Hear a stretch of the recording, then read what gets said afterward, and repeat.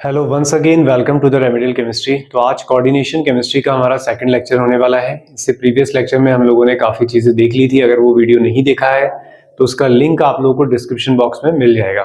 तो चलिए स्टार्ट करते हैं।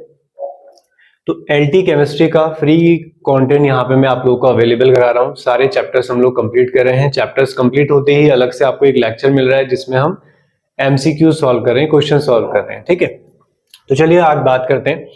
आज का टॉपिक होने वाला है हमारा पहला EAN rule, effective atomic number.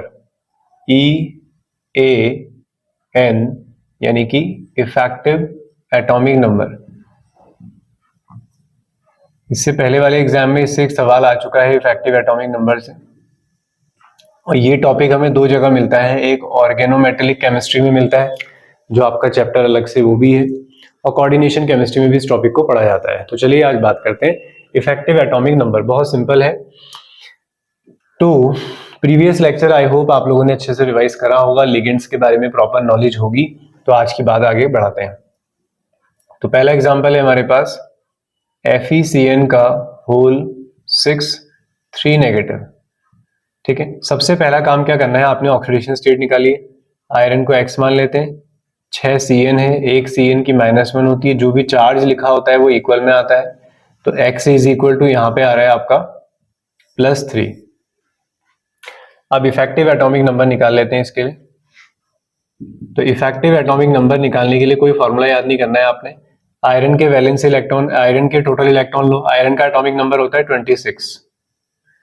कितने इलेक्ट्रॉन कम करने हैं, ऑक्सीडेशन स्टेट +3 आ रही है, मतलब 3 इलेक्ट्रॉन उसने लॉस कर दिए हैं। तो 3 इलेक्ट्रॉन कम कर दो, फिर प्लस। आपके पास 6 लिगेंड्स हैं। ठीक है, और जो CN है, CN कैसा डेंटेड लिगेंड होता है, एक मोनोडेंटेड लिगेंड होता है, यानी कि CN अकेला एक बॉन्ड बनाता है। तो CN अगर मेटल के साथ एक बॉन्ड बनाएगा तो वो इलेक्ट्रॉन कितने यूज करेगा, 2। यानी कि जो मोनोडेंटेड है वो 2 इलेक्ट्रॉन लगाएगा, जो बाइडेंटेड है वो 4 इलेक्ट्रॉन लगाएगा। तो यहाँ पर CN के 6 के साथ इंटू 2 कर देंगे तो कितना आ रहा चेक कर लीजिए। तो 26 - 3 23 हो गया, और ये आपका 12 यानी कि 12 हो गया। तो 3 2 5 और ये 35 सही आ रहा है, चेक कर लेंगे। 26 से 3 इलेक्ट्रॉन हटा दिए हैं आपने, तो 23 24 25 26। ठीक है, ये आ गया, और 6 3 12, तो ये आपका 36 आ जाएगा, तो सॉरी 35 आ जाएगा। दूसरा एग्जांपल देखते हैं। कहीं पे मैथमेटिक्स में अगर किसी एग्जांपल में गड़बड़ हो जाएगी तो देख लेना, हाँ, कॉन्सेप्ट यही रहेगा। अब बात करते हैं Ni की। तो Ni को X मान लो, CO 0 होता है तो ऑक्सीडेशन स्टेट 0 है उसकी, तो कोई चार्ज नहीं आ रहा, यानी कि कोई इलेक्ट्रॉन निकालने की जरूरत नहीं है। Ni का एटॉमिक नंबर होता है 28, तो 28 इलेक्ट्रॉन यहां से आ गए। CO कितने हैं, 4। CO मोनोडेंटेड होता है, एक बॉन्ड बनाता है, तो कितने इलेक्ट्रॉन लगेंगे, 2। तो 4 × 2, तो 28 + 8, तो 8 8 16, 6 और 2 और 1 3, तो ये कितना आ गया, 36। एक और एग्जांपल देखते हैं। जैसे हमारे पास है CrNH3 का होल 4 और बाहर से 3 पॉजिटिव। तो Cr का एटॉमिक नंबर होता है 24, तो 24 इलेक्ट्रॉन यहां से आएंगे। ऑक्सीडेशन स्टेट निकाल लो, ये X अमोनिया 0 होता है, इज इक्वल टू +3, तो X इज इक्वल टू +3, तो 3 इलेक्ट्रॉन कम कर दोगे। उसके बाद 4 NH3 है, एक NH3 मोनोडेंटेड होता है, एक ही बॉन्ड बनाएगा, तो 2 इलेक्ट्रॉन, तो ये कितना आ गया, 24 - 3 और ये +8, तो यहाँ से 5 बचेगा, 5 4 9, तो 24 + 5, तो ये आ गया आपका 29।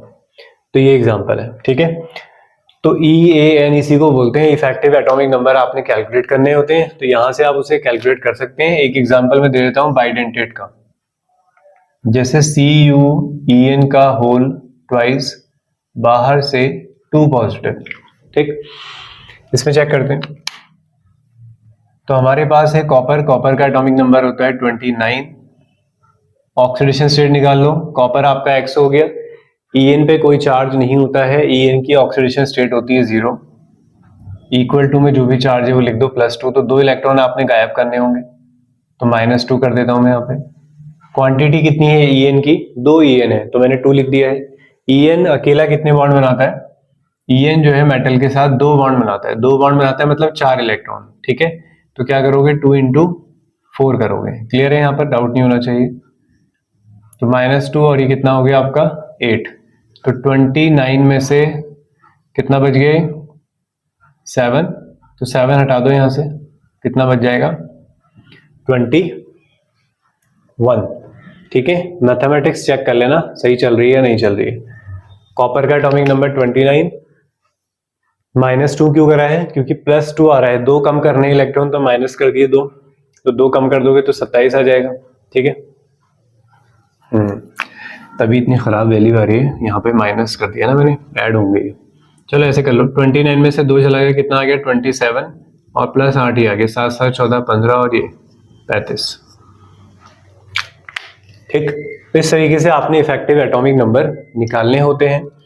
तो ये सारे ही एग्जाम्पल अभी 3D सीरीज के हैं। अगर इसकी नीचे वाली सीरीज का कोई एलिमेंट आता है तो फिर वहां पर आपको डी ब्लॉक याद होना चाहिए, वो भी आप कर लेंगे टाइम रहते रहते, जैसे जैसे आगे बढ़ेगा तो वहां पर हम लोग डी ब्लॉक भी याद कर रहे होंगे, तो उसके थ्रू नीचे वाले कॉन्फ़िगरेशन के बारे में भी हमें नॉलेज होगी। फॉर एग्जांपल, अगर हमारे पास कोई कॉम्प्लेक्स है RH PPH3 का होल थ्राइस Cl, जैसे ये एक एग्जांपल होता है हमारे पास। ठीक है, ऑक्सीडेशन स्टेट में ध्यान नहीं आ रही, इंपॉर्टेंट एग्जांपल है। तो ये आपको पता होना चाहिए RH कहाँ आता है। तो ये आता है कोबाल्ट वाली फैमिली में, कोरियर करके इसे हम याद रखते हैं। ठीक है, तो वहां पर कैसे करते हैं वो भी मैं आपको बाद में सिखाऊंगा, यहाँ पे अभी जरूरत है नहीं। तो इसको करना है, जब डी ब्लॉक तुम्हें याद आ जाएगा तो तुम्हें पता चल जाएगा यहाँ का, तो लास्ट लेक्चर में हम देख लेंगे अगर जरूरत लगेगी तो इस तरीके से आपने इफेक्टिव एटॉमिक नंबर निकालना होता है। तो चलिए आगे बढ़ते हैं, आई होप ये क्लियर हो गया होगा। तो बाइडेंटेड आएगा तो क्या कॉन्सेप्ट लगाना है पता चल गया होगा। तो फाइनली अब हम बात करने हैं वाले हैं वैलेंस बॉन्ड थ्योरी की। तो इस चैप्टर का सबसे इंपॉर्टेंट टॉपिक यही है, वैलेंस बॉन्ड थ्योरी। तो यहाँ पे से सवाल मिल ही जाते हैं और कोई बहुत इजी सवाल नहीं होंगे, यहाँ से आपको ठीक ठाक सवाल पूछे जा सकते हैं। तो चलिए बात करते हैं valence bond theory, VBT, valence bond theory. तो देखिए हमारे पास यहाँ पर 2 तरह के कोऑर्डिनेशन नंबर मिलते हैं। एक मिलता है हमें कोऑर्डिनेशन नंबर 4, यानी कि मेटल और लिगेंड्स के बीच में कितने बॉन्ड हो? 4। तो 2 पॉसिबिलिटीज वहां पे होती है, एक कि हाइब्रिडाइजेशन जो है वो sp3 आए, और दूसरी पॉसिबिलिटी होती है कि हाइब्रिडाइजेशन क्या आए? dsp2। अगर हाइब्रिडाइजेशन sp3 आता है तो ज्योमेट्री होगी टेट्राहेड्रल, अगर dsp2 आता है तो ज्योमेट्री होती है स्क्वायर प्लेनर। क्या होती है? Square planar. ये हमें याद रखना है। कैसे आता है वो तो हम देखेंगे। ऐसे ही दूसरा केस क्या है हमारे पास, अगर आपके पास कोऑर्डिनेशन नंबर क्या है? 6 है। कोऑर्डिनेशन नंबर क्या है अगर आपके पास 6 है? तो कोऑर्डिनेशन नंबर 6 में अगेन 2 हाइब्रिडाइजेशन होते हैं, sp3d2 और दूसरा होता है d2sp3। दोनों में ही ज्योमेट्री ऑक्टाहेड्रल होती है, यानी कि कोऑर्डिनेशन नंबर 6 तो आपको हमेशा ऑक्टाहेड्रल ही मिलेगा। अगर डी बाहर साइड पीछे लिखा है तो ऐसे कॉम्प्लेक्सेस को क्या कहा जाता है? आउटर ऑर्बिटल कॉम्प्लेक्स कहा जाएगा। और डी पहले लिखा है तो इन्हें कहा जाता है इनर ऑर्बिटल कॉम्प्लेक्स। बहुत सारे केसेस में जो हमारे आउटर ऑर्बिटल कॉम्प्लेक्स होते हैं वो ज्यादातर केसेस में कैसे होते हैं? High spin. हाई स्पिन लो स्पिन का मीनिंग आपको एग्जांपल से ही समझ में आएगा। अभी तो मैं बस चीजें बता रहा हूँ जो याद रखनी, ध्यान रखनी है। हाई स्पिन और लो स्पिन। मैग्नेटिक बिहेवियर की बात करते हैं इसके, तो यहां से हम लोग मैग्नेटिक बिहेवियर बता सकते हैं। मैग्नेटिक बिहेवियर 2 तरीके का होगा, या तो होगा आपका डायामैग्नेटिक, या फिर आपका कैसा होगा? पैरामैग्नेटिक। डायामैग्नेटिक का मीनिंग क्या होता है कि जो सब्सटेंस, जो कंपाउंड्स मैग्नेटिक फील्ड में रिपेल होते हैं और जो अट्रैक्ट होते हैं वो पैरामैग्नेटिक। ठीक है, तो यहां पर अगर आपका कंपाउंड पैरामैग्नेटिक है तो फिर हम कुछ ना कुछ मैग्नेटिक मोमेंट भी कैलकुलेट करेंगे। मैग्नेटिक मोमेंट कितना है उसके लिए प्रॉपर फॉर्मूला होता है, खाली फॉर्मूला पहचानने के लिए भी सवाल हो सकता है और कैलकुलेट भी करवा सकते हैं। और वो होता है अंडर रूट n+2। यूनिट होती है बोहर मैग्नेटोन, BM। क्या होती है? Bohr magneton. तो अगर अनपेयर्ड इलेक्ट्रॉन 1 है, अगर अनपेयर्ड इलेक्ट्रॉन 2 आते हैं, अगर अनपेयर्ड इलेक्ट्रॉन 3 आते हैं, अगर अनपेयर्ड इलेक्ट्रॉन 4 आते हैं, अगर अनपेयर्ड इलेक्ट्रॉन 5 आते हैं, तो 5 से ज्यादा नहीं होंगे, आगे जाके समझ जाओगे। तो 1 रखो यहाँ पर, तो 1+2 3, 3 इंटू 1 √3, तो ये √3 आ जाएगा। 2 रखोगे तो 2+2 4, 4 2 जा 8, यहाँ 8 आ जाएगा। 3 रखोगे 3+2 5, 5 3 जा 15 आ जाएगा। 4 रखोगे 4+2 6, 6 4 जा 24 आ जाएगा। 5 रखोगे 5+2 7, 35 आ जाएगा। ऐसे नहीं छोड़ना है, ऑप्शंस में ये आंसर भी हो सकते हैं रूट के फॉर्म में, या फिर सॉल्व किया हो सकता है।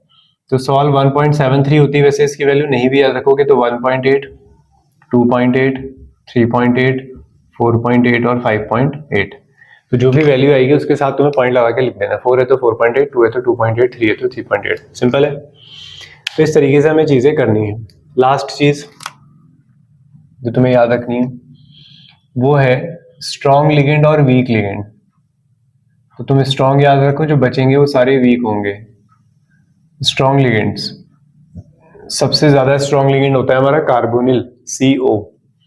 CO से थोड़ा कम होता है CN नेगेटिव, फिर उनसे थोड़ा कम होता है NO2 1 नेगेटिव। तो इन्हें आपने स्ट्रॉन्ग लिगेंड की तरह ट्रीट कराना है। करना क्या है स्ट्रॉन्ग लिगेंड में?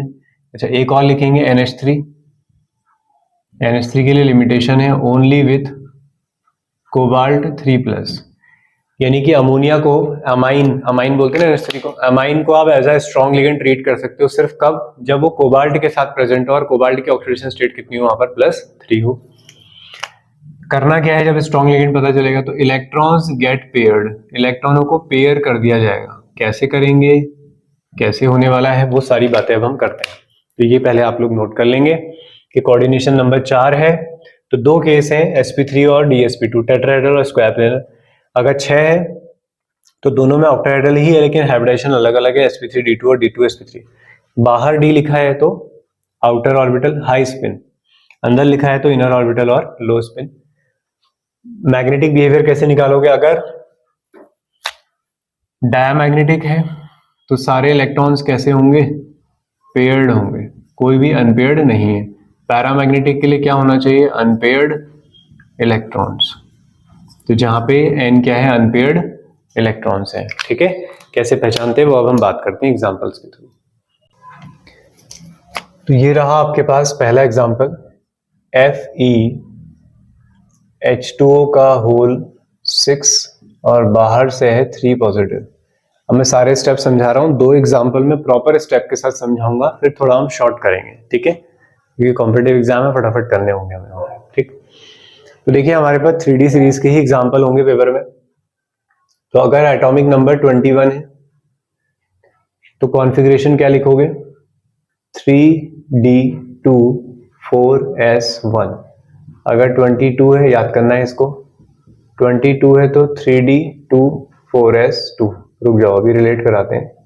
23 होगा तो 3D3 4S2। क्या समझ में आ रहा है तुम्हें कि सब में 3D 4S 3D 4S 3D 4S आना है। ये जो 1 है वो S के लिए है और ये 2 है वो किसके लिए? D के लिए। यानी कि आगे वाला नंबर D में रखना है और पीछे वाला आगे वाला नंबर S में रखना है आपने। उल्टा लिख दिया मैंने, एक बार और देख लेते हैं।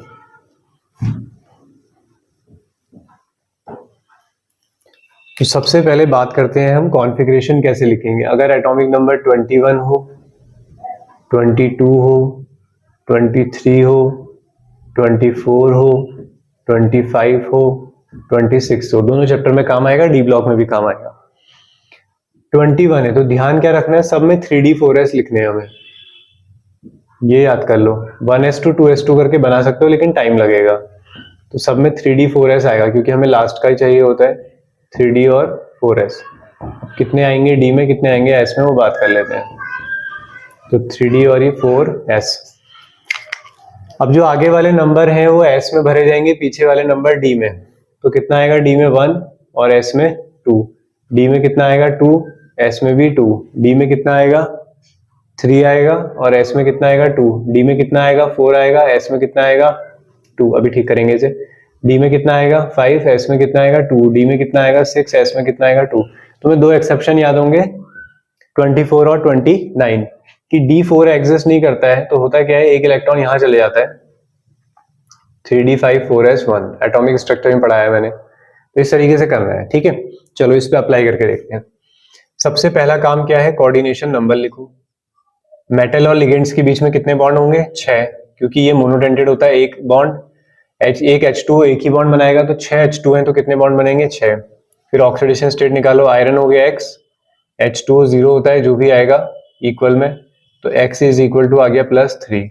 अब आयरन का इलेक्ट्रॉनिक कॉन्फ़िगरेशन लिखते हैं। एटॉमिक नंबर होता है 26, तो तुमने कहा 3d6 4s2, 4p लिख लेते हैं लेकिन 0, 4d भी 0, चाहें तो 4f भी लिख सकते हैं।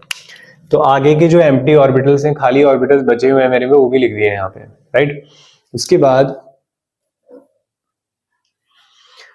बाद जो है आपके पास Fe नहीं है, आपके पास तो क्या है Fe3 पॉजिटिव, यानी कि 3 इलेक्ट्रॉन निकालने पड़ेंगे। आयरन 3 पॉजिटिव में प्रेजेंट है, तो 2 इलेक्ट्रॉन पहले S से जाएंगे, फिर एक यहां से जाएगा, तो क्या बचा 3d5 4s 0 4p 0 4d 0।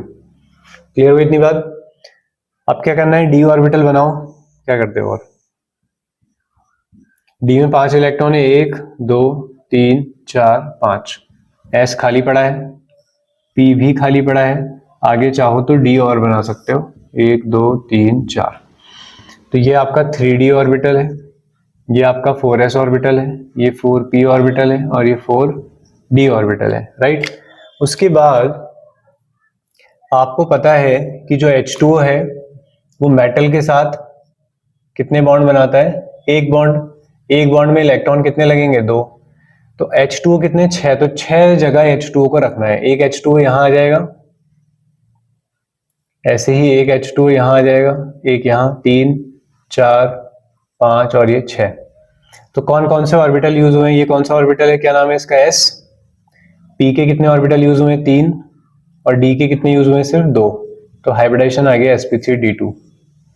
समझ गए बात। तो क्या क्या इंफॉर्मेशन यहां से आप लोगों ने कलेक्ट कर ली है उसे मैं यहाँ पे लिख देता हूँ। क्वेश्चन में सारी चीजें एक साथ नहीं निकलवाएंगे, आपसे एक ही चीज पूछी जाएगी, या तो सिर्फ हाइब्रिडाइजेशन, या सिर्फ मैग्नेटिक बिहेवियर, या सिर्फ अनपेयर्ड इलेक्ट्रॉन, मैग्नेटिक मूवमेंट। निकलना तो सबने ऐसे ही है, धीरे धीरे इससे स्पीड बनाएंगे तो पेपर में जल्दी होगा।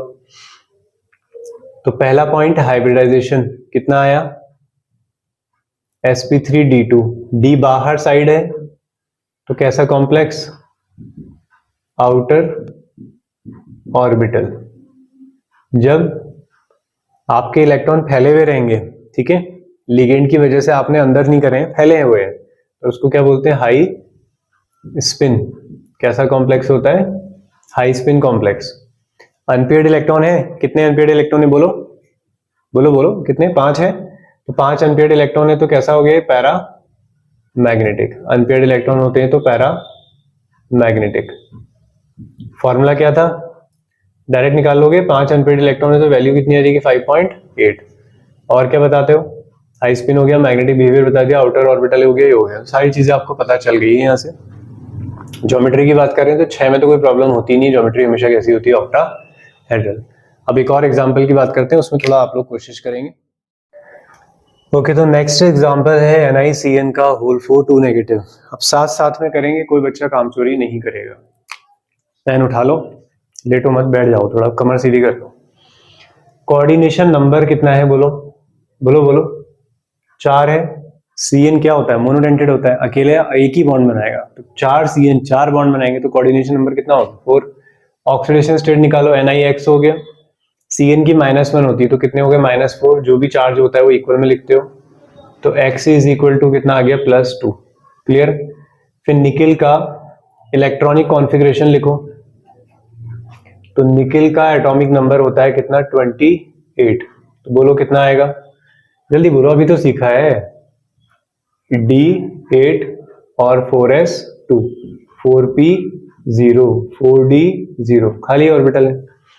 तुम्हारे पास Ni थोड़ी है, तुम्हारे पास क्या है, Ni 2 पॉजिटिव है, 2 इलेक्ट्रॉन निकाल दो, तो 3d8, 4s0, 4p0, 4d0 लिख लिया यहां तक। अब ऑर्बिटल बनाओ, d बनाओ, 1 2 3 4 5 6 7 और ये 8, फिर ये 4s, ये 4p, आगे जरूरत पड़ी तो 4d भी है। अब Cn कैसा लिगेंड है यहाँ पर?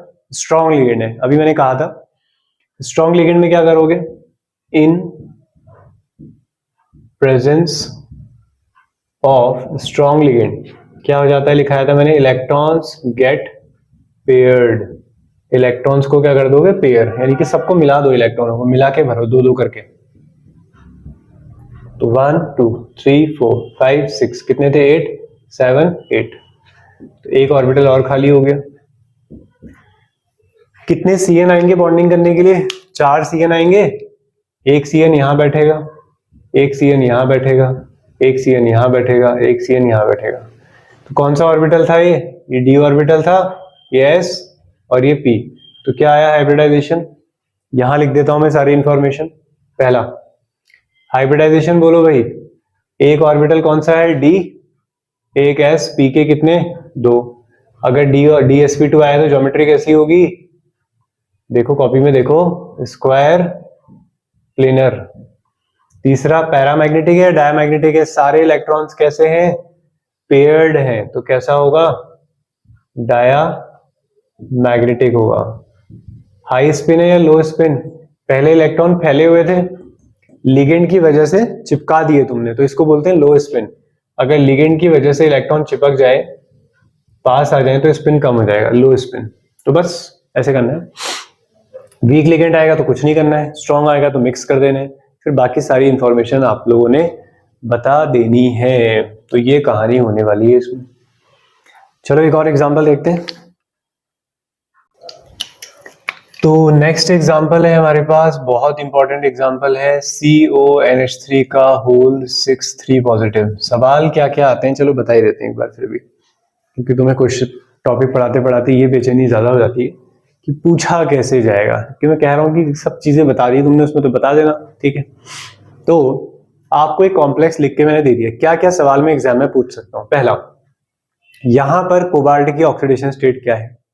निकाल दोगे, क्लियर। दूसरा यह है कि कोऑर्डिनेशन नंबर क्या है। तीसरा, ये पैरामैग्नेटिक है या डायमैग्नेटिक है। चौथा, इसका हाइब्रिडाइजेशन क्या है। पांचवा, इसका मैग्नेटिक मोमेंट क्या है। ठीक है, तो ये सारी चीजें इसमें पूछी जा सकती है। निकालने का तरीका एक ही है, तो चलो फिर बनाते हैं। तो सबसे पहले coordination number 6, oxidation state cobalt हो गया x, NH3 0, जो भी चार्ज होगा इक्वल में लिखोगे, तो x इज इक्वल टू आ गया +3। कोबाल्ट का एटॉमिक नंबर होता है 27, क्या लिखोगे बोलो? 3d7 4s2। कोबाल्ट 3+ है, 3 इलेक्ट्रॉन हटा दो, क्या बचेगा? 3d6 4s0 4p0 4d0। बना दो फिर यहां पे, d बनाओ पहले। अब डायरेक्ट कैसे करोगे चलो वो भी बता देते हैं। अब तुम्हें पता है, पहले 6 इलेक्ट्रॉन भरोगे, फिर देखोगे लिगेंड कैसा है। दिख रहा है ना लिगेंड तो कैसा है? कैसा है मैंने लिखाया था ना, अमोनिया वैसे तो वीक होता है, NH3 स्ट्रॉन्ग हो सकता है किसके साथ? कोबाल्ट +3 के साथ। तो NH3 यहाँ पे स्ट्रॉन्ग है, तो इलेक्ट्रॉन मिला के भरेंगे। तो पहले ही भर देते हैं, शॉर्ट कर रहे हैं, 1 2 3 4 5 6 भर दिए। अब कोऑर्डिनेशन नंबर 6 है, कितने NH3 आने हैं? 6 NH3 आने हैं। एक NH3 यहाँ आएगा, एक यहाँ आ जाएगा 2, एक यहाँ आएगा 3, एक 4, एक 5 और एक यहाँ आ जाएगा 6। कौन सा ऑर्बिटल था ये? D, ये क्या था? S और ये क्या था? P। बोलो हाइब्रिडाइजेशन क्या आया? 2 D ऑर्बिटल यूज हुआ, एक P और 3, सॉरी एक S और 3 P। D2sp3। D अंदर वाला यूज किया है बाहर वाला? अंदर वाला यूज किया है ना, तो कैसा कॉम्प्लेक्स बोलोगे? Inner orbital. ठीक है, हाई स्पिन है या लो स्पिन? लिगेंड की वजह से इलेक्ट्रॉन चिपका दिए हैं, तो क्या बोलोगे? लो स्पिन। पैरामैग्नेटिक है या डायमैग्नेटिक है? सर कोई भी इलेक्ट्रॉन नहीं बचा है, तो कैसा हो गया? Diamagnetic. ठीक है, किसी में बता भी सकते हैं आपको कि CuNH3 का whole 3 positive is a diamagnetic complex, why? Options होंगे कि ओके, तो नेक्स्ट एग्जांपल है CuNH3 का होल 3 पॉजिटिव। तो चलिए आप लोग साथ में इसे सॉल्व करेंगे। ठीक है, तो सबसे पहला कोऑर्डिनेशन नंबर 6, NH3 मोनोडेंटेड होता है, 6 बॉन्ड बना लेगा। ऑक्सीडेशन स्टेट कोबाल्ट X हो गया, NH3 0 होता है, जो भी चार्ज आएगा उसे इक्वल लिखेंगे, तो X इज इक्वल टू +3 आ गया। ठीक है, कोबाल्ट होता है 27 को क्या लिखोगे? 3d7 4s2। कोबाल्ट नहीं है, कोबाल्ट 3 पॉजिटिव है, 3 इलेक्ट्रॉन निकालना नहीं भूलेंगे, 3d6 4s0 4p0 और 4d0। ठीक है, इतनी बात। उसके बाद NH3 एक स्ट्रॉन्ग लिगेंड अब डायरेक्ट कर रहा हूं मैं, तो ये मैंने d ऑर्बिटल बना लिया है। उसके बाद 4s फिर 4p, रिक्वायरमेंट होगी तो और बना सकते हैं, तो ये 3d, ये 4s, एक 4p। अभी मैंने स्टेटमेंट लिखाया था कि NH3 act as a strong ligand only with cobalt +3। तो स्ट्रॉन्ग लिगेंड है, पेयरिंग हो जाएगी, तो 6 के 6 इलेक्ट्रॉन मिला के भर दो एक ही बार में। पेपर में भी तुम्हें डायरेक्ट ऐसे ही करना है। हो गया? कितने ऑर्बिटल चाहिए तुम्हें? 6। तो एक NH3 यहाँ आ जाएगा, एक NH3 यहाँ आएगा, 2 3 4 5 और ये 6, ये लो भर गए। पहला पॉइंट, हाइब्रिडाइजेशन क्या आया? D के कितने ऑर्बिटल यूज हुए हैं? 2। S का कितना यूज हुआ है? 1। P के कितने यूज हुए हैं? 3। तो D2sp3। D अंदर साइड है तो कैसा कॉम्प्लेक्स हो गया? Inner orbital. इलेक्ट्रॉन्स को आपने मिक्स कर दिया ना, ठीक है, पीछे खींच लिया है, तो लो स्पिन, फैले रहेंगे तो हाई स्पिन, तो लिगेंड की वजह से वो अंदर आ गया। उसके बाद ज्योमेट्री तो ऑक्टाहेड्रल ही होगी। डायमैग्नेटिक है, पैरामैग्नेटिक है? सारे इलेक्ट्रॉन्स पेयर्ड हैं तो कैसा हो जाएगा? डायमैग्नेटिक। तो ये बहुत इंपॉर्टेंट एग्जांपल है, कई बार अदर एग्जाम्स में मैंने देखा है इसको आते हुए। ठीक है, तो बस एक एग्जांपल और डिस्कस करते हैं, फिर VBT का कॉन्सेप्ट आपका पूरा हो जाएगा। तो नेक्स्ट एग्जांपल है हमारे पास NiCO का होल 4। ये इतनी इंपॉर्टेंट एग्जांपल है, इनको इतनी बार प्रैक्टिस कर लो कि आपको याद ही हो जाए इनके बारे में इंफॉर्मेशन, स्पेशल NiCO का होल 4 के बारे में। ठीक है, इसके बारे में तो याद ही कर लेना। ऑक्सीडेशन स्टेट निकालने के अराउंड इस पे सवाल काफी इंपॉर्टेंट रहता है। तो सबसे पहले coordination number, CO carbonyl monodentate होता है, 4 बॉन्ड बन जाएंगे टोटल। ऑक्सीडेशन स्टेट बड़ी इंपॉर्टेंट है इसकी, X, CO 0 होता है तो ऑक्सीडेशन स्टेट 0 आती है, तो इसलिए पूछ लेते हैं पेपर में। कोबाल्ट का एटॉमिक नंबर, सॉरी निकिल है ये, तो निकिल का एटॉमिक नंबर कितना होता है? 28। तो 28 मतलब 3d8 4s2 4p0 4d0। अब इलेक्ट्रॉन तो बाहर निकालना नहीं है क्योंकि ऑक्सीडेशन स्टेट 0 है, तो ये 4s और ये 4p।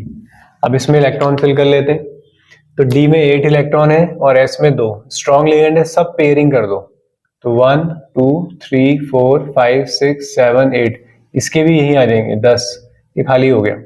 कितने चाहिए हमें? CO 4, एक CO यहाँ आ जाएगा, एक यहाँ, एक यहाँ और एक यहाँ। तो हाइब्रिडाइजेशन क्या आ गया आपका यहाँ पर? sp3। Diamagnetic, paramagnetic? डायमैग्नेटिक। ठीक है, इस तरीके से आप लोगों ने ध्यान रखना है कि NiCO का होल 4 क्या आता है? आपका टेट्राहेड्रल आता है। क्लियर हो गया? अब बात करते हैं इसकी लिमिटेशंस की। लिमिटेशंस की कुछ पॉइंट हैं जो आपने ध्यान रखने हैं, वो मैं आपको यहाँ पे लिखा देता हूँ। लिमिटेशन से पहले एक पॉइंट और लिख लेंगे। जैसे आपके पास एग्जांपल है, मान लीजिए PtCl4 2 नेगेटिव। Cl वैसे तो वीक लिगेंड होता है, लेकिन ये एलिमेंट कहाँ का है? नीचे की सीरीज का है। पहली सीरीज होती है 3D सीरीज, फिर 4D और फिर 5D, यानी कि जो अभी तक आप एलिमेंट ले रहे हो ना, निकेल, कोबाल्ट, आयरन, ये 3D सीरीज में आते हैं।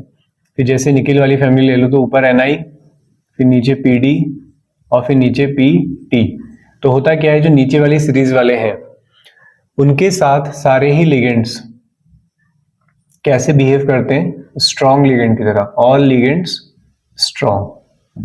तो यहां पर हमेशा ही कैसे कॉम्प्लेक्स बनते हैं? लो स्पिन कॉम्प्लेक्स, क्योंकि इलेक्ट्रॉन आप मिक्स करके भरोगे तो हमेशा कॉम्प्लेक्स कैसे बनेंगे? लो स्पिन कॉम्प्लेक्स। तो ये बात आपने ध्यान रखनी है कि अगर मैं पूछूं आपसे कि जो PtCl4 है वो हाई स्पिन बनाएगा या लो स्पिन, तो आपका आंसर होगा low spin due to presence of strong ligand. Limitation लिख लो आप इसकी। लिमिटेशन, तो VBT क्या क्या चीजें एक्सप्लेन नहीं कर सकता है?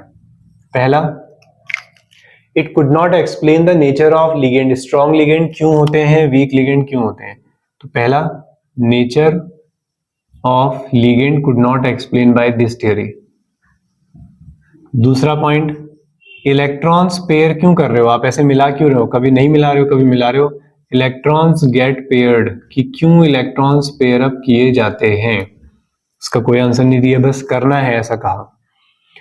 दूसरा, कि जो कॉम्प्लेक्स होते हैं देखा गया कि बड़े अलग अलग कलर दिखाते हैं, मोस्ट ऑफ द केसेस ये कलर्ड होते ही हैं, इसके बारे में कोई एक्सप्लेनेशन नहीं था। चौथा, कॉपर 2 पॉजिटिव के कोऑर्डिनेशन नंबर 4 वाले कॉम्प्लेक्सेस को एक्सप्लेन नहीं कर पाता है। एग्जाम्पल है CuNH3 का होल 4 2 पॉजिटिव। जो अभी तक आप लोगों ने सीखा है VBT में, अगर आप इसमें VBT लगाएंगे तो आप कैलकुलेट करेंगे तो हाइब्रिडेशन sp3 आएगा, और sp3 में ज्योमेट्री क्या होती है, टेट्राहेड्रल। दोनों ही आंसर क्या है, गलत है। कॉपर के +2 वाले कॉम्प्लेक्सेस कैसे होते हैं, एक्सपेरिमेंटली देखा गया कि वो स्क्वायर प्लेनर होते हैं, तो यहां से आंसर नहीं आ पाता, और हाइब्रिडाइजेशन इसका ये होता ही नहीं है, तो इसके कॉपर 2+ वाले कॉम्प्लेक्स एक्सप्लेन नहीं हो पाते हैं। ठीक है, तो ये क्लियर हो गया होगा। तो यहाँ पे हमारी VBT कंप्लीट होती है। नेक्स्ट लेक्चर में हम लोग बात करेंगे CFT के बारे में। CFT भी एक अच्छा टॉपिक है, फिर ज्यादा कुछ इसमें बचेगा नहीं। आइसोमेरिज्म और वर्नर थ्योरी, IUPAC नेमिंग, ये चीजें इसमें रह जाएगी। तो मिलते हैं नेक्स्ट लेक्चर में। अगर आप लोग चैनल पे नए हैं तो इसे सब्सक्राइब कर ले, यहाँ पे सारे ही लेक्चर्स हम लोग कंप्लीट करेंगे।